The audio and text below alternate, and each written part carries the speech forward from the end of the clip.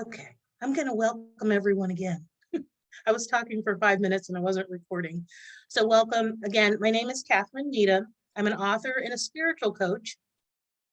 And I'm here to talk about how we heal our spirits and how that healing of the spirit ties into my passion and the thing that I've written a book about, which is shadow work. So I've written a book called Healing Through Shadow Work. I'm popping up one more time. I'm like, oh, sorry, everybody. I wasn't recording before. Healing Through Shadow Work.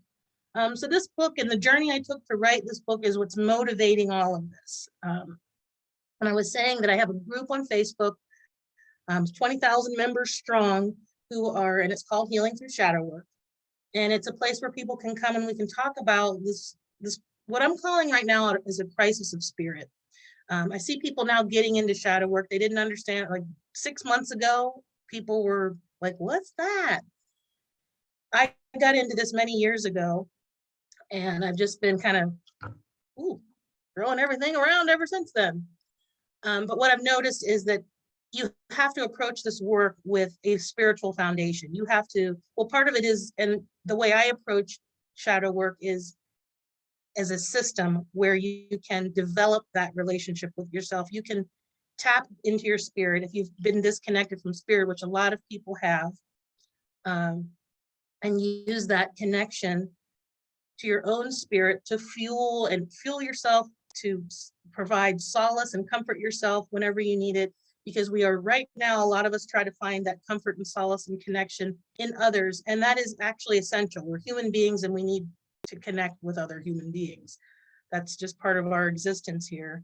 But many of us, as we go through this work, this shadow work, where we're diving into our past and trying to figure out, why am I behaving this way? I don't want to be this way anymore. I want to feel better. I want to look at the wounds from my past and really just get past them.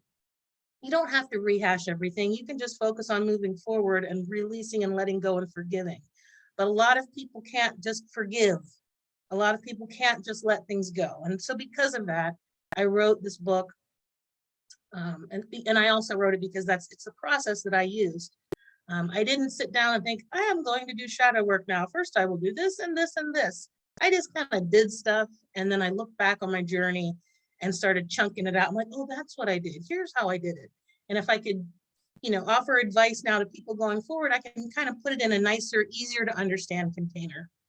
So that, like I was saying, there's 3 parts in shadow work. It is relationship healing. It is inner work. It is outer work. I'm calling it outer work, people. I just made up a phrase, I'm calling it outer work. Today, we're talking about the inner work. And today we are also talking about grief and loss. And this come up a lot. It's been a big focal point for me personally, because of the things that I'm going through in life. My biggest loss last year was my mother, biggest loss I've ever had, and you can't anticipate those things. And we had a really good relationship. So last year, and I mean, and still, you don't just get over stuff, but it was a year of really putting all of these things I've talked about with shadow work, how to process things, processing grief, really putting that to the test. It's like, does this work? And it does. I think it does. It helps you kind of weather the storms. It helps you understand yourself, understand and know what you believe in, so that you can rely on your beliefs and you can take comfort in your beliefs to get you through tough times.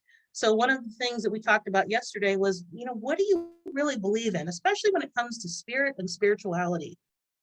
Many of us get led to spirituality through religion as children. And a lot of us end up rejecting that. You either totally reject it as an adult or even as a child, or you end up, maybe you reject it a little bit, but you grow up and then you end up being exactly like your parents, taking on that same religious beliefs. It works for you. Okay, fine. And then other people, like, that's just not enough, and they want to do more. And so beliefs, even religious beliefs, are simply that. They are just beliefs that we choose, each of us chooses to believe. And they either work for us, they make sense. I believe them because I've experienced these things and it really makes sense and resonates with my spirit or my soul.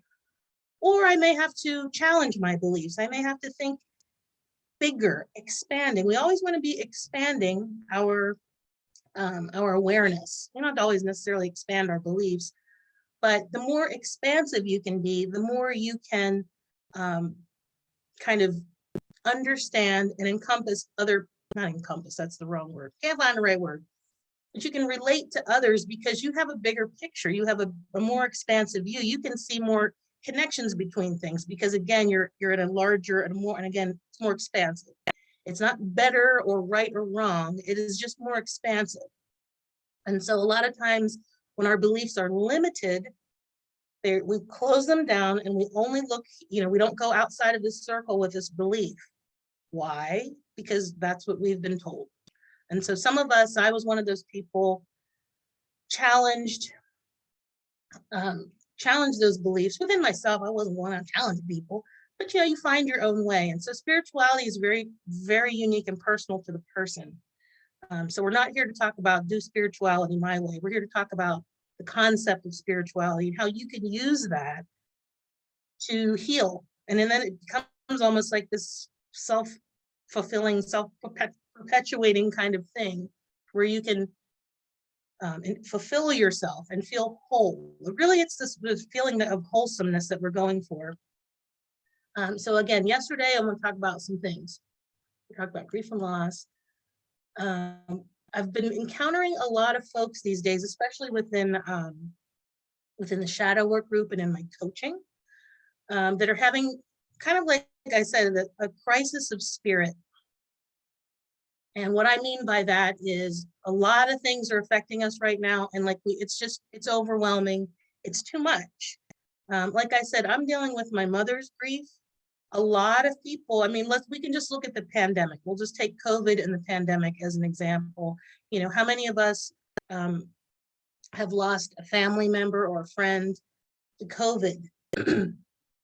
I did not lose my mother to COVID, by the way, but so in the midst of the COVID things happening, the rest of us are still living life and losing people the way we lost the old-fashioned way. You know what I mean? And a lot of that got lost. A lot of the I don't know what you want to call it. I don't know, the reverence or something got lost with this COVID happening. Everything is getting, just all over the place. So the other thing I'm noticing is, so there's the losses from COVID, not just deaths though. We know that there's more than that. We know that things have changed. There's a change. And for some people, depending on where you live, it's like the mask things and this, that, and the other, and the vaccinations. So there's that. I personally have noticed businesses, just like when you're having to deal with the city, the DMV, and going to the courthouse, all that stuff is ridiculously slow. There's just things have changed.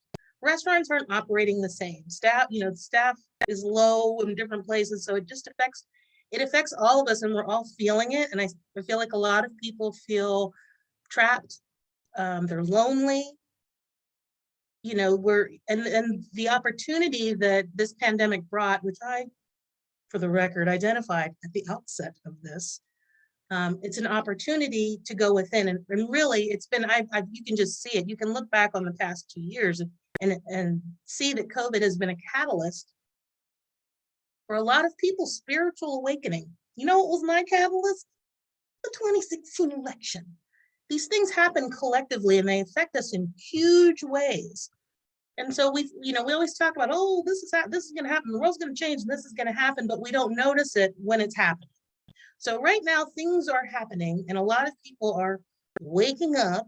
We want to call it a spiritual awakening, whatever you want to call it, but they're waking up to their own nature.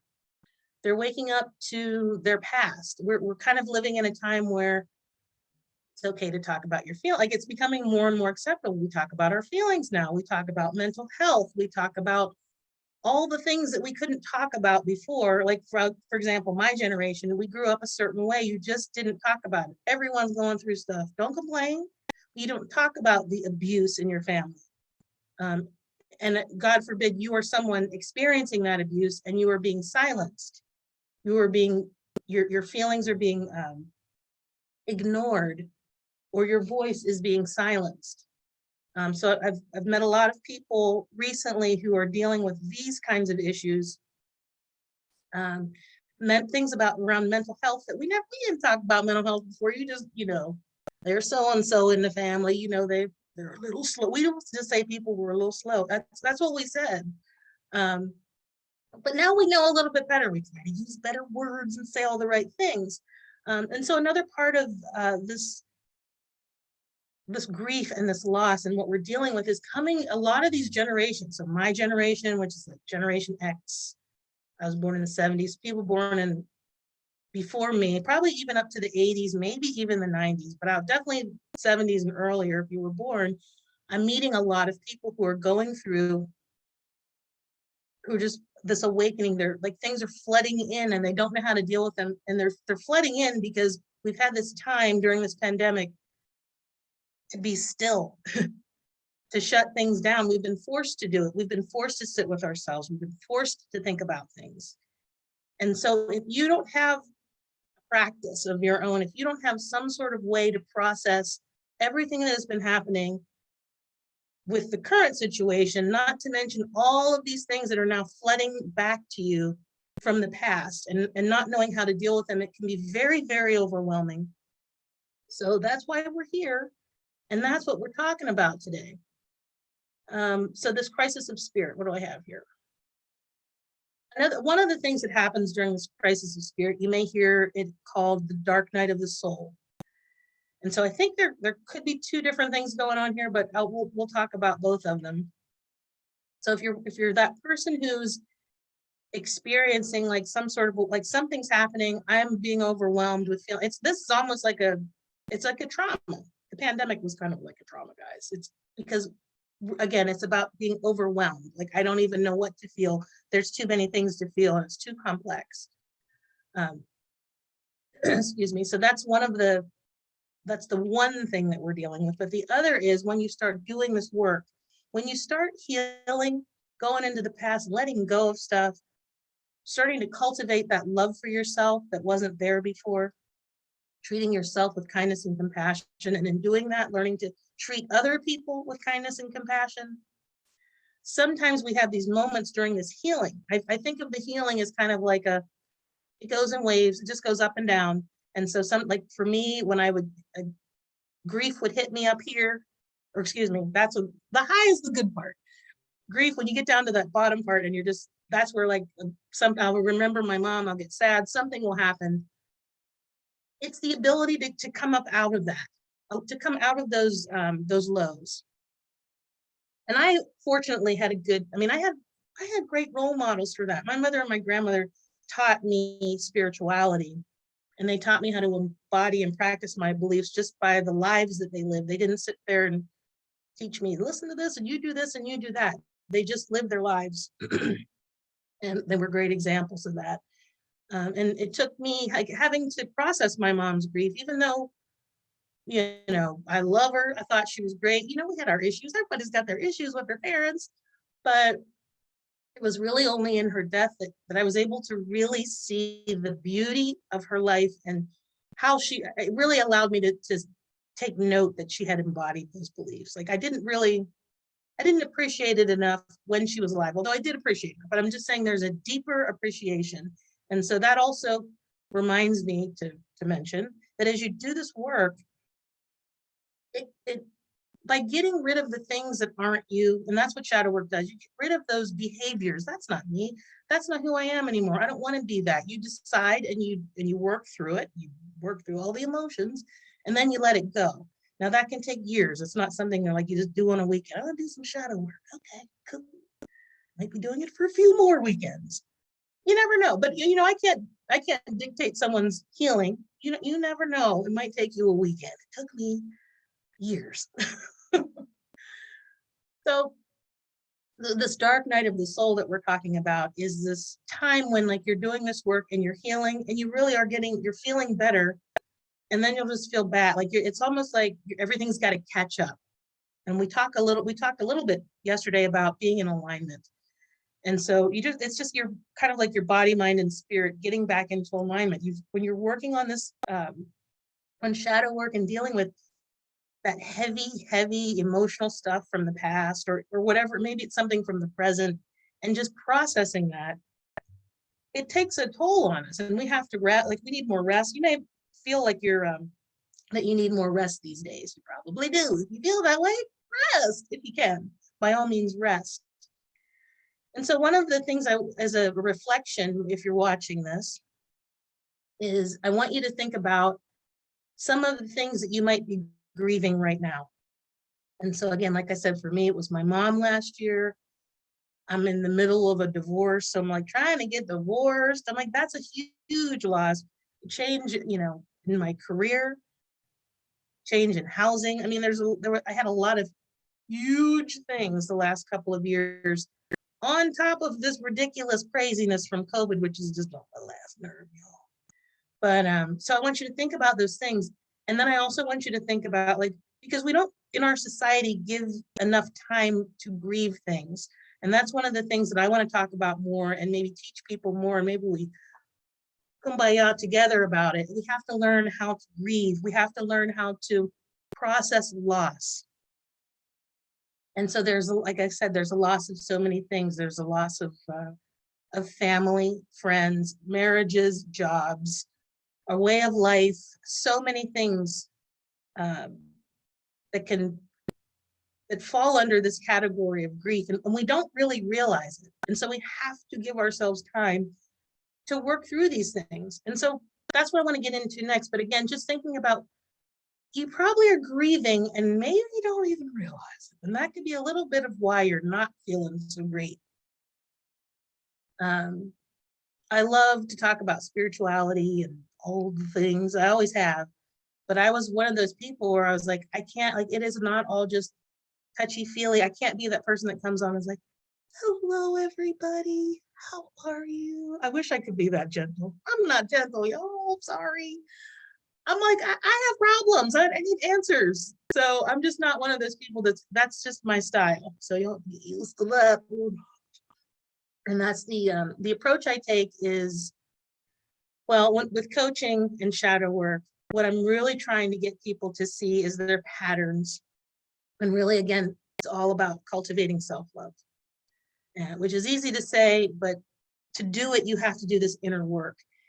And it's like, while you're cultivating the self-love, you are working on letting go of things. And so as you let go, the other things come up, and it all kind of like, it just starts working together. So one of the things I wanted to show you was I'm going to share my screen for a minute. Figure out how to do that. How do we share our screen? Share screen. And hold on. Give me a second. You're sharing this one. Okay. Okay, so this is just to show that, again, I mentioned yesterday that if we can start thinking about shadow work, it's a way to break it down and make it a little more digestible. You're healing relationships when you're doing shadow work, relationship with yourself, starting with that inner child. We have to go way back into childhood, y'all. But your relationship with yourself, and healing that relationship with yourself really does start, it just affects all of your relationships and how you deal with people, how you show up to others is really about how you show up to yourself. And even in terms of how much you give and are able to receive. But we talked about that yesterday. And today is about this inner work. The inner work are your thoughts and your feelings and your beliefs and the ruminations and all those things that are always going through your head. So the more that you can get rid of the distracting thoughts, the unnecessary thoughts, the thoughts that are steeped in resentment, bitterness, stressful things about work, your relatives getting on your nerves, like that stuff, the more you can get rid of that, it quiets everything down and you're actually able to have some clarity and really connect with your own spirit and whatever that higher power is that you believe in. And then the outer work is, hopefully you're seeing my screen. I think so. The outer work is the way we embody the inner stuff. So one of the things that I want to help people do, that I do through the coaching and in the book, hopefully you're getting it through the book, is connecting that inner and outer world, allowing you to see the connection that your thoughts and your feelings and your beliefs have to how you show up in the world and how you treat others. So those are the three big buckets. And then specifically with, hold on now, specifically with this process, this inner process that we're talking about, in the book, I've defined two different things. I've defined a process that you can use, and it's not necessarily step by step, but these are the things that you will go through. They're kind of like the phases that I'll say that I went through and that many of us go through when we're doing this work, especially when we're addressing like hard stuff, like the pains and stuff from the past. It's easy to express gratitude when you're having like a joyful, wonderful time about something. But when you're trying to work through the stuff that's bugging you, the stuff that's triggering you, the stuff that's keeping you in a low vibration, it's keeping you in a state of worry, a state of stress, a state of fear. And so many of us are in that state without even realizing it. And so the process here is identifying your triggers. You have to be able to identify why am I getting set off? Really starting to observe yourself and become a neutral observer. Just pretend you're a scientist, be a neutral observer. Learning how to trace that trigger, like whatever it is that triggered you, maybe somebody said something, being able to trace that to the root cause. Because a lot of times we just allow people to set us off. And we're like, then you're just angry. You don't even know why you're angry. Do you ever have those fights and you're like, I don't even know what I was fighting about, but I was so angry. That's me. I'm like, I was seeing red, but I couldn't tell you what I was fighting about. So this process for me has helped me to slow down and like stop reacting so quickly. Like take a moment, let's think about things. Once you start doing this work, it becomes much easier to do that. It becomes really clear when people are speaking to you through their wounds and throwing things at you that's not yours. And you can do it in the beginning, it might be a little defensive and like, what? That's you, put it back on you. But as you do the work more and more, it comes from a more compassionate place. So tracing the trigger to the root cause is a big part of this work.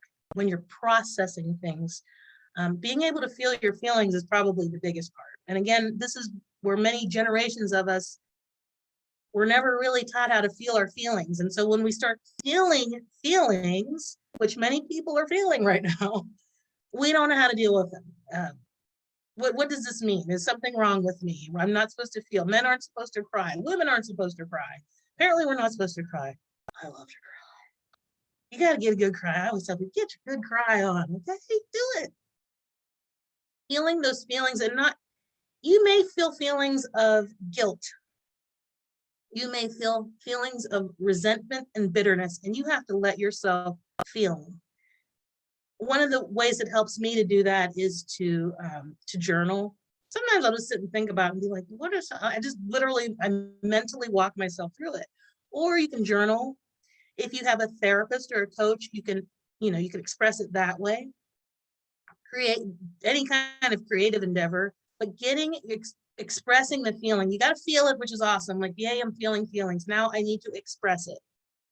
Even if you start with, I'm feeling something, I can't even put my words to it right now.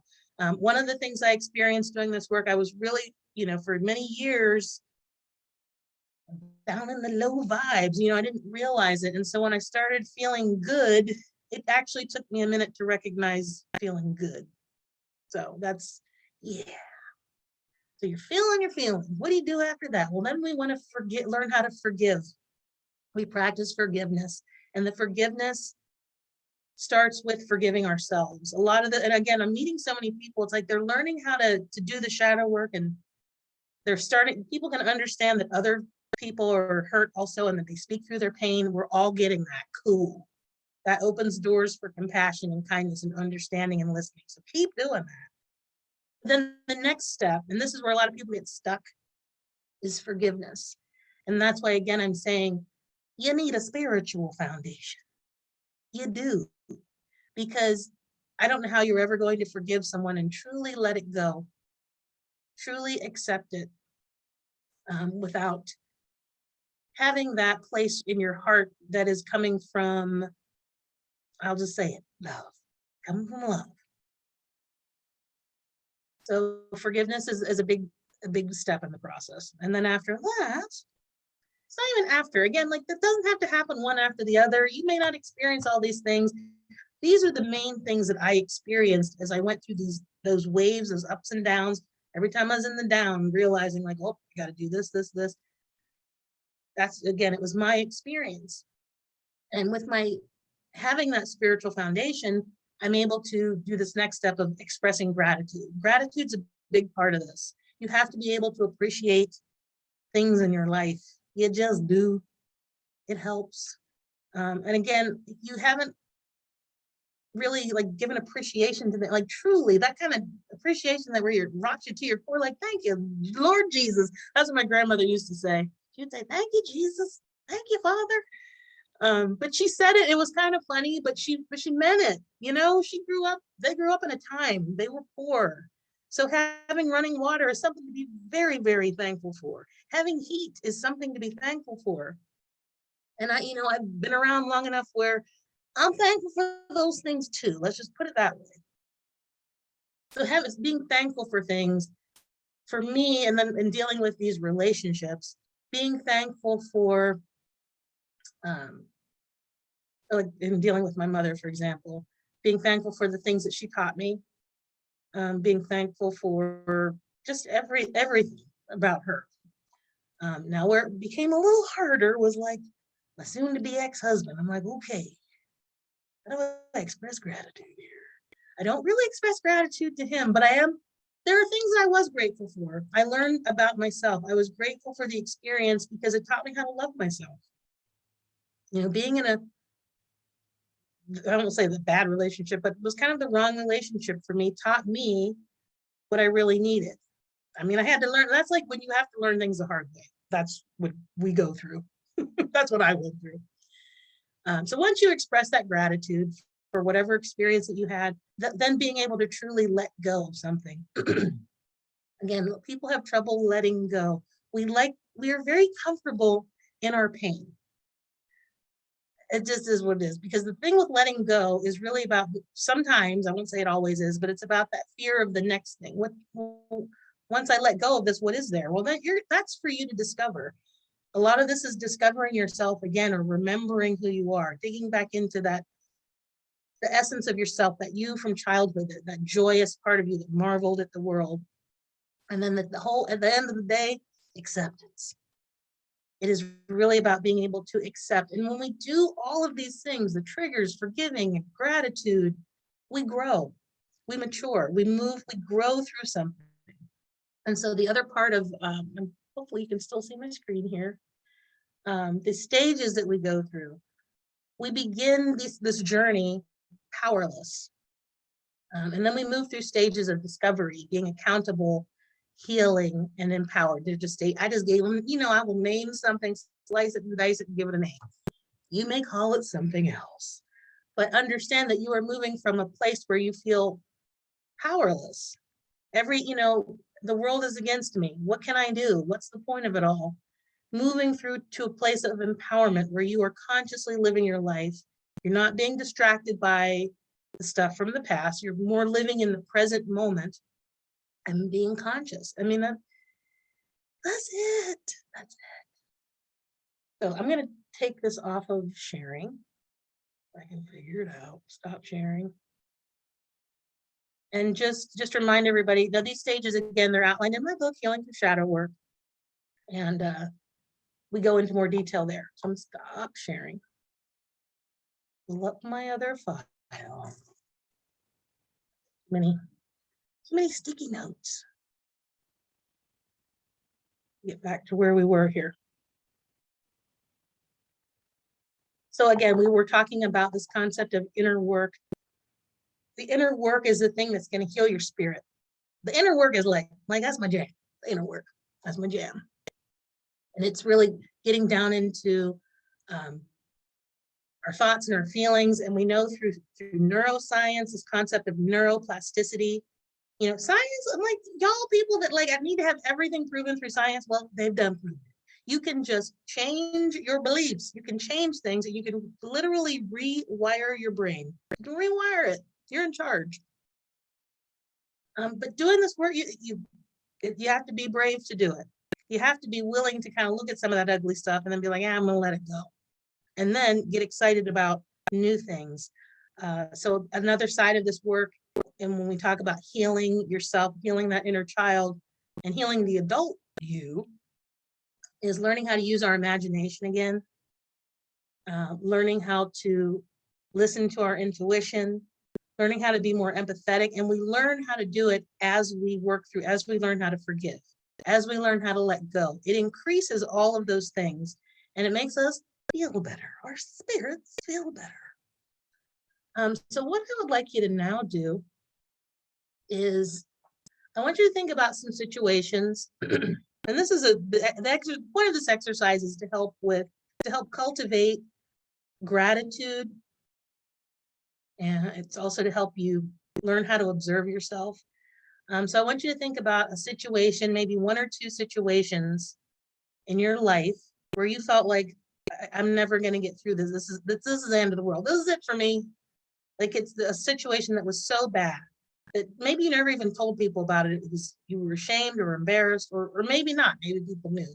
But just those moments, you have to be able to look back and reflect and use those moments as almost like teachable. I hate to say that word. I'm like, oh, it's so cliche. Teachable moments for yourself. When you look back at those moments, I want you to be able to, how did you get through them? That's the thing. Excuse me. We know you got through them, but now you need to really identify. This helps you when you can look at your own life and really pinpoint. I remember when this happened and I thought I would never get through it. I couldn't, I dreaded, having to do thus and so. Maybe it's something you were dreading, maybe it's something that happened that you just never thought you would recover from. It could be physical injury, or it could have been a mental thing, or financial, whatever it is. I then want you to think about how you got through it. And I want you to think about that moment, hopefully there was a moment. Maybe it was a moment weeks, months, or even years later when you look back and saw the bigger picture. And so think about that. I know you're going to be able to do this because you're here and you've had bad times before, but you've somehow made it through. So we have to start looking at, what are those things that are allowing me to make it through these times? Part of it is just now the knowledge that you're in a cycle of something. Oh, I was in the downward part of that. Oh, and over there I was in the downward part. But the other places you're high on top. So it goes in these waves. And the more we can understand that I'm in a cycle of something, I'm in the midst of something, I'm grieving. Maybe I should take some time and, quiet myself, like get rid of the distractions of the world for a minute and take some time to heal my spirit. You can do that any old way you like. You can meditate. A lot of people are like, oh, meditate, which, yeah, it's great if you can do it. It's not easy to just be like, just go meditate if you've never meditated before. But learning how to sit quietly with yourself, learning how to be with yourself is a good thing to learn. Okay. And I know a lot of people that don't want to be with myself and sit quietly. If too many things come to mind, let them come to mind. Let stuff come up. Because once you can let it bubble up, then you can let it go. You know what I'm saying? So that's what we're going to do there. Check on my time here, 2:37. Hold on, I'm checking some things as we're going. I'm going to make sure I am. All right. So try to do this exercise. I want you to, take 10 minutes after the thing and really think about this, because I want you to be able to, in the future, whenever you come upon a tough time, to recognize that, oh, I'm processing something right now, and that's why it's feeling awful. But I know I have to just like feel through it. I have to let myself feel this.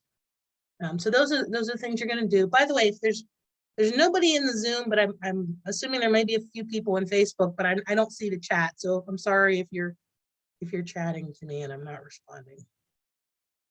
Once I get my assistant to help me with all this technology, then we'll be good to go. I will try to check I'll do at the end of this, I will look on my on my phone and try to see if there's any comments or questions. If you have any questions, you can throw it in at the end. So do that exercise. And then what else? I had a bunch of exercises. Well, not a whole bunch. The other thing I wanted to talk about were the stories. We talked about this a little bit yesterday. The stories that we tell ourselves.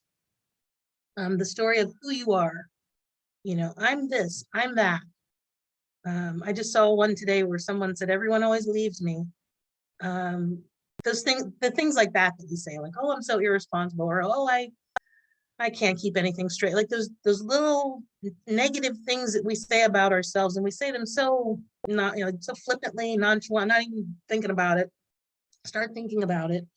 Start observing yourself. Start listening to the things that you say in your head about yourself, because there's two things. You're saying stuff out loud to other people in your social media posts and when you talk to others, and you're also saying it in your head. So think about the stories that you're telling, and then I want you to think about writing your own story. How do you want your story to end?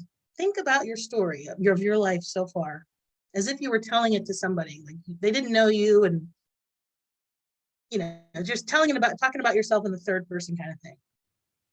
And then you get to this point in your life today, in this moment, and you get to choose how you want it to go. What do you want to happen in your life? And decide to make it happen. Do the things to make it happen. But also, guys, you have to be brave enough to do this. This is not for the faint of heart. Being able to look at yourself, being able to heal the hurts in your heart. But here's the thing, once you do it, you gotta do it, because once you do it, you really do open yourself up more to receive love. Not just give it, but to receive it. And not healing the things that the stuff from the past, those things the feelings that we stuffed away and weren't allowed to feel, and now they're all flooding back, and now all I feel is anger at everything, or all I want to do is cry all the time. We got to let it go. We got to feel through that and let that flow, and not judge yourself for it. Just allow it. Know that you're going through something, and you are allowed to feel your feelings. You're allowed to be upset. You're allowed to cry. Try to find constructive ways to get that out. And the biggest part of all of that, not just allowing yourself to do it, but not judging yourself. It's okay. It really is okay. I mean, it's okay for you to feel these feelings. Be patient and be gentle. Know that you're not going to heal something in a weekend, okay? Because I said so. Oh gosh, what do I have here? So like I mentioned, when we heal our spirit, that part of us, that eternal part of us that feels, that knows, you get the intuition. When we heal that, it deepens our capacity for empathy. And empathy is your ability to not just, you can feel what someone's going through. You can feel their pain. You can feel their joy and their pain. It's not just about feeling pain when you're an empath. It's feeling all the good things. It deepens your intuition. The more in touch you are with your spirit and with the higher power, that relationship that you have, your intuitive abilities also increase. You also think higher, I call them higher thoughts. I don't know how else to say that. You are able to see more connections to things. You are able to feel those connections in your heart, and you're able to think them in your brain. You see how things are connected. So this work it's worth doing, but in the beginning it's scary because you're kind of doing like all the retroactive healing, all the healing from the past. We got to get caught up to the present moment, you know? And so when we can do this, like I said, you're making connections. It enhances that intuition and the ability for us to make deeper connections with other people. Even those estranged folks that may even be estranged. I mean, that's like way, way, way in the future, but it's possible, guys. It also allows us, once we heal our spirits, to lovingly release that stuff from the past. You can release it because you see the bigger picture. You see how it made you who you are. You know, even the things that I've gone through, I'm able to actually see like some of the skills that I acquired as a result of, being a people pleaser or whatever it is, it helps you find your gifts and discover your own gifts too. So, I mean, it's worth it. Get in there, heal that spirit, people. And it also helps you tap into that gratitude. And so with the spiritual component of shadow work, I'm really bringing in, and I believe it is crucial and integral to successfully heal and feel better, is this spirit, the whole idea of spirit and spirituality, but also understanding that everyone approaches spirituality in a different way. And I think this work can help you deepen whatever you're doing now for your spiritual practice, you can deepen it. You'll be able to see it in new ways. You'll be able to connect it to some maybe things that other people are doing and have new appreciation and understanding for it. So that I think it's cool, guys. The other big thing is that becoming your own source of solace. And I had to learn this because my mama, she's gone.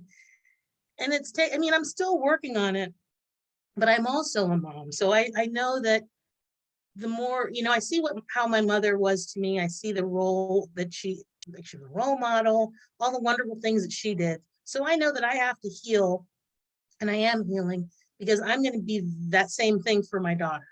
Hopefully I am that same thing right now. We'll see. So that's how this work has helped me. It's helped me kind of keep going, look at my daughter and see the patterns and things. And that's all we're doing here. We want to feel better. So I'm going to go to Facebook now and see if I can find any comments and questions. Here we go.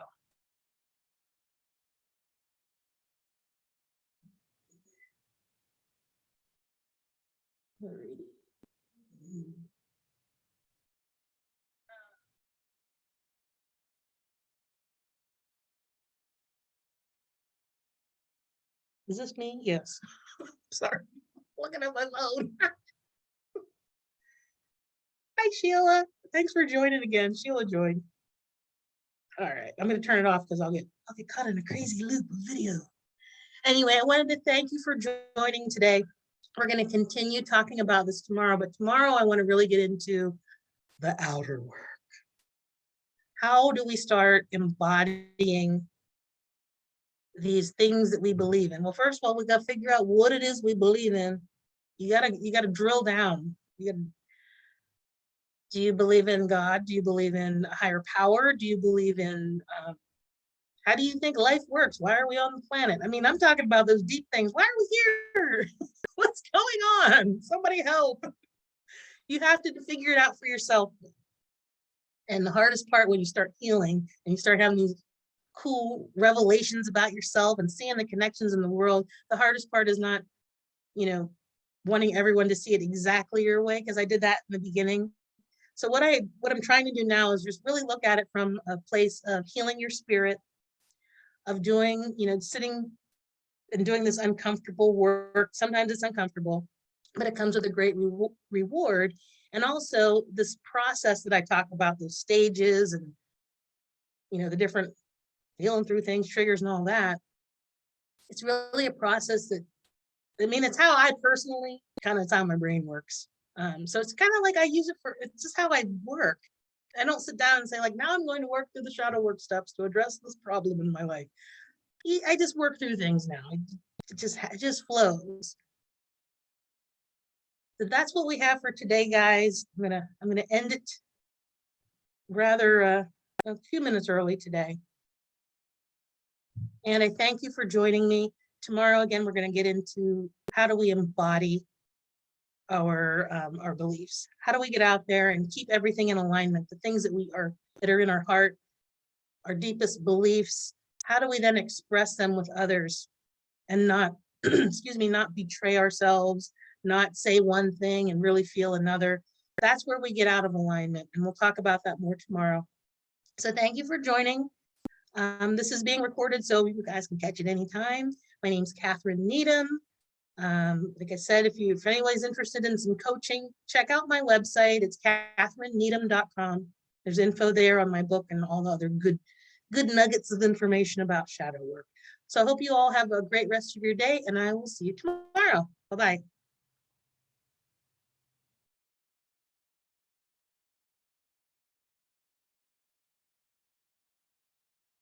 Bye-bye.